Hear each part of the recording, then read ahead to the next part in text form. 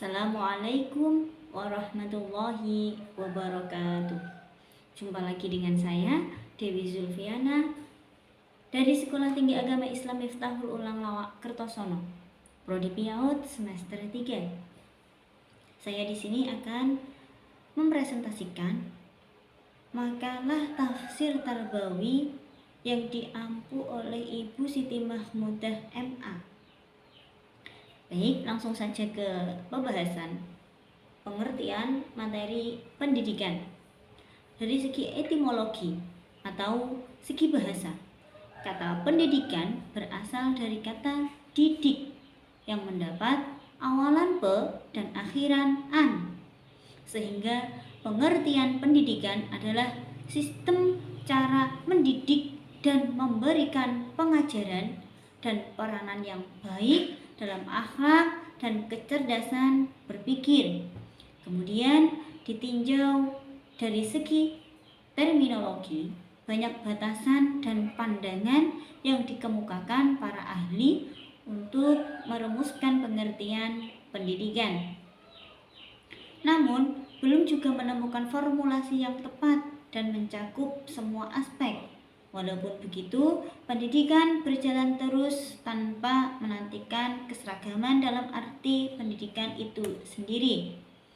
Pengertian pendidikan yang kami maksud sebagai berikut.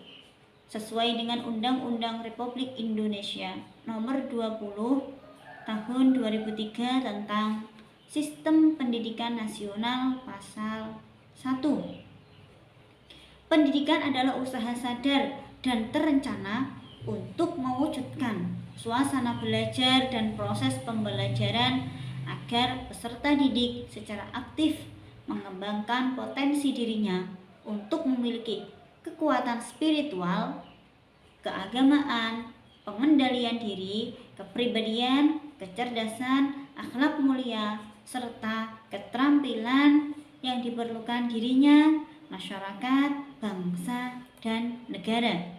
Materi pendidikan adalah komponen penting yang harus disesuaikan dalam pendidikan karena akan menyebabkan kesalahan yang sangat besar apabila sebuah materi pembelajaran tidak disusun sedemikian rupa. Apabila dikaitkan dengan Peraturan Pemerintah Nomor 19 Tahun 2005 Bab 1 Ayat 1 Pasal 5 sebagaimana dikutip Dr. Wina Sanjaya MPD, mengemukakan bahwa materi atau bahan pendidikan disebut standar isi, yaitu ruang lingkup materi dan tingkat komponen yang dituangkan dalam kriteria tentang kompetensi tamatan, kompetensi bahan kajian, kompetensi mata pelajaran, dan silabus pembelajaran yang harus dipenuhi oleh peserta didik pada jenjang dan jenis pendidikan tertentu. Kemudian ayat-ayat tentang materi pendidikan. Guna mencapai tujuan pendidikan diperlukan usaha yang diarahkan kepada pengembangan potensi yang dimiliki manusia secara total, serasi, seimbang, selaras, sehingga terwujud manusia seutuhnya, yaitu potensi materialnya dalam bentuk jasmani dan potensi imaterialnya dalam bentuk akal dan jiwa. Berkaitan dengan potensi-potensi yang disebutkan itu disebutkan dalam surat Al-Hijr ayat 29 yang berbunyi, A'udzu billahi minasyaitonir rajim. Bismillahirrahmanirrahim. فَإِذَا سَوَيْتُهُ وَنَفَخْتُ فِيهِ مِنْ رُوحِي فَقَعُوا لَهُ سَاجِدِينَ, yang artinya, maka apabila aku telah menyempurnakan kejadiannya dan aku telah meniupkan roh ciptaanku ke dalamnya, maka tunduklah kamu kepadanya dalam bersujud.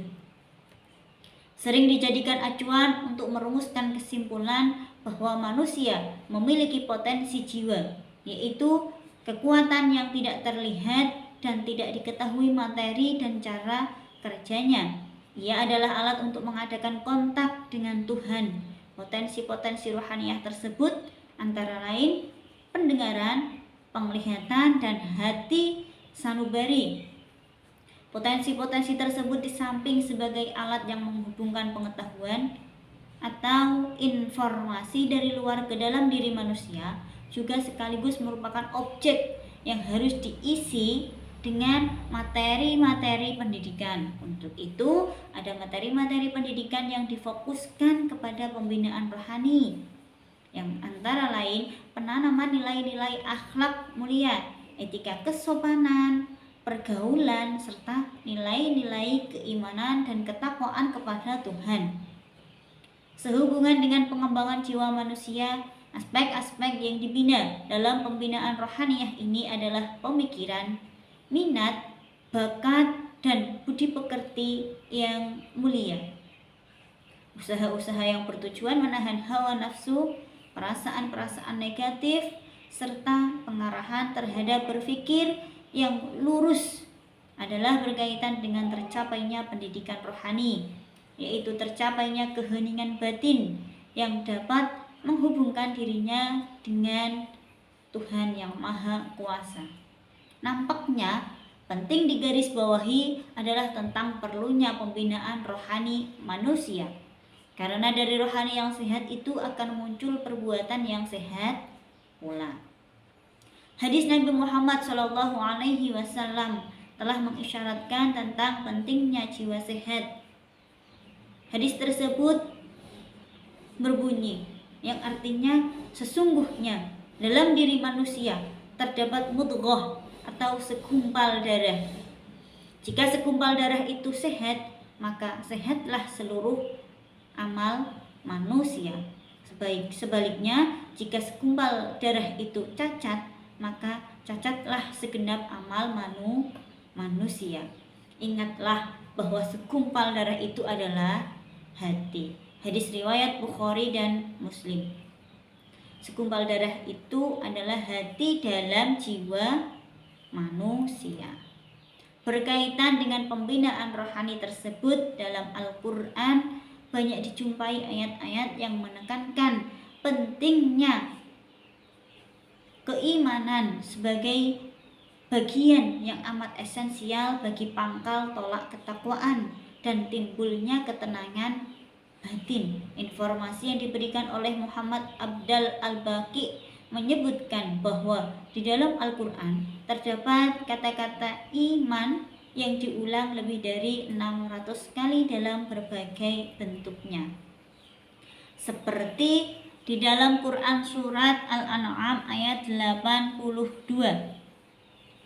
yang berbunyi, Bismillahirrahmanirrahim, Alladzina amanu wa lam yalbisu imanahum bidzulmin ulaika lahumul amnu wa hum muhtadun. Hai orang-orang yang beriman dan tidak mencampur adukkan keimanannya itu dengan kezaliman atau syirik, mereka itulah orang-orang yang mendapat petunjuk.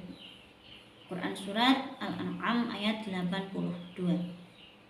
Ayat ini menunjukkan kualitas iman yang harus dipilih oleh seseorang, serta sekaligus menunjukkan pengaruh positif yang akan ditimbulkan dari keimanan yang berkualitas.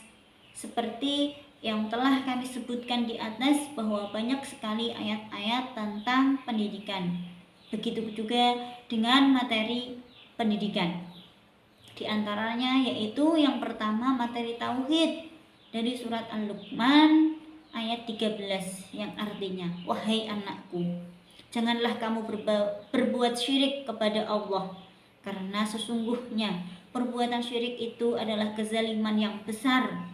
Dalam ayat tersebut jelas-jelas Luqman menasihati anaknya untuk tidak melakukan perbuatan syirik. Nasihat Luqman adalah ajaran tauhid kepada Allah Subhanahu wa ta'ala. Yang kedua, materi akhlak. Nilai-nilai pendidikan akhlak mulia juga ditunjukkan dalam surat Al-Luqman mulai dari ayat 12 sampai dengan ayat 19, dengan komposisi bahwa ayat 12 dan 14 tentang bersyukur, ayat 14 dan 15 tentang berbakti kepada orang tua, ayat 17 tentang sabar, ayat 18 tentang etika berkomunikasi, berjalan, dan bersuara. Tentunya dengan bergaul dengan masyarakat. Pada ayat ke-14 surat Al-Luqman, materi akhlak menekankan kepada anak agar senantiasa menghormati ibu terlebih dahulu.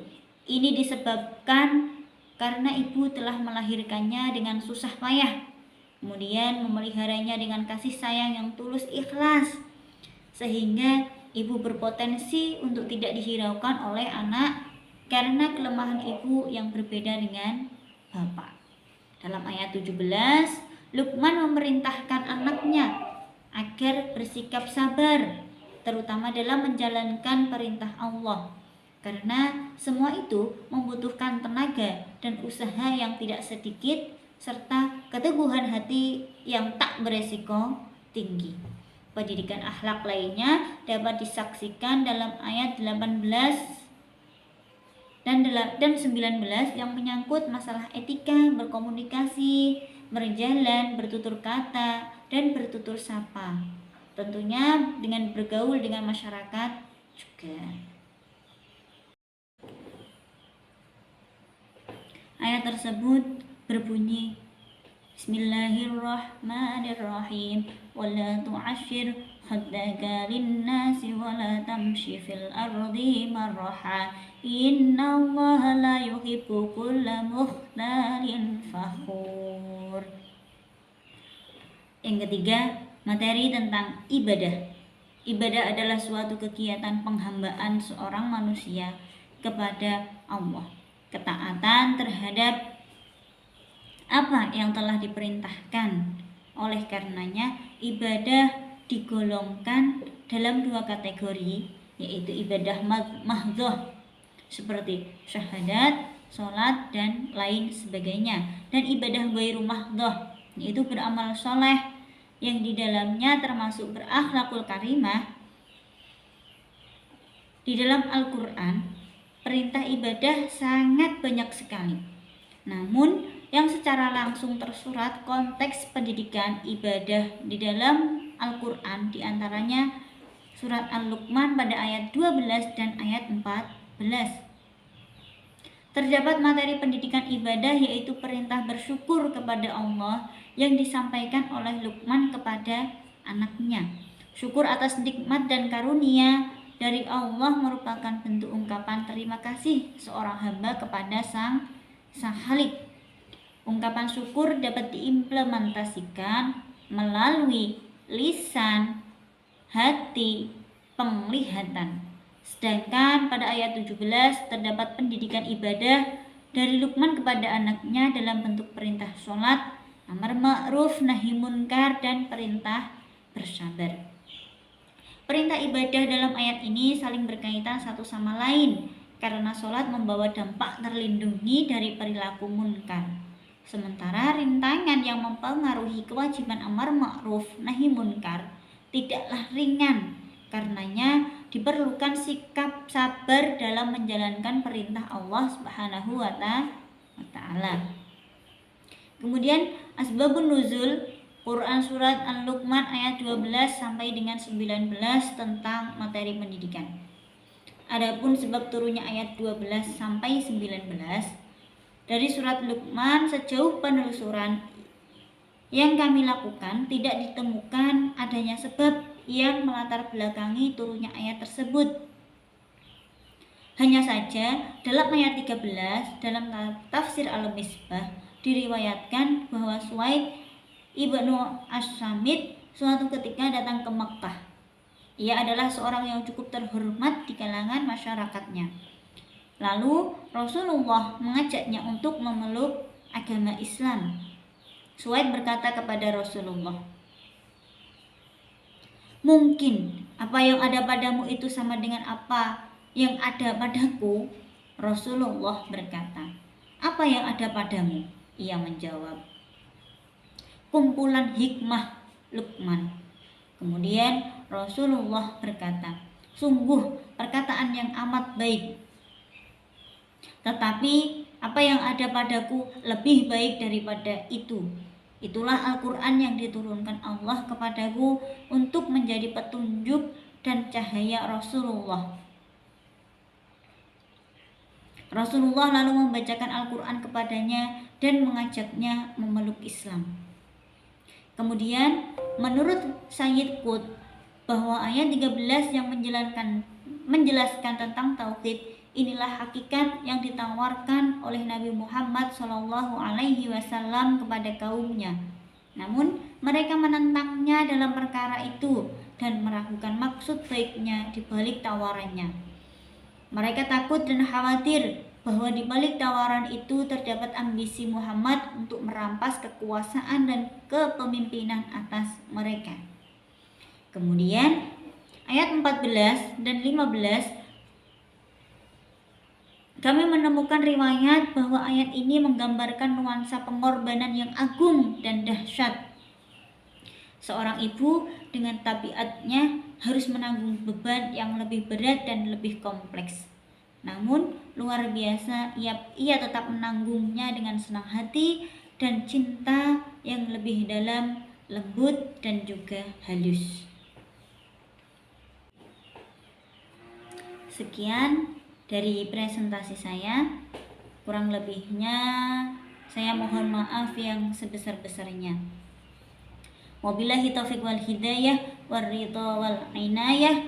Wassalamualaikum warahmatullahi wabarakatuh.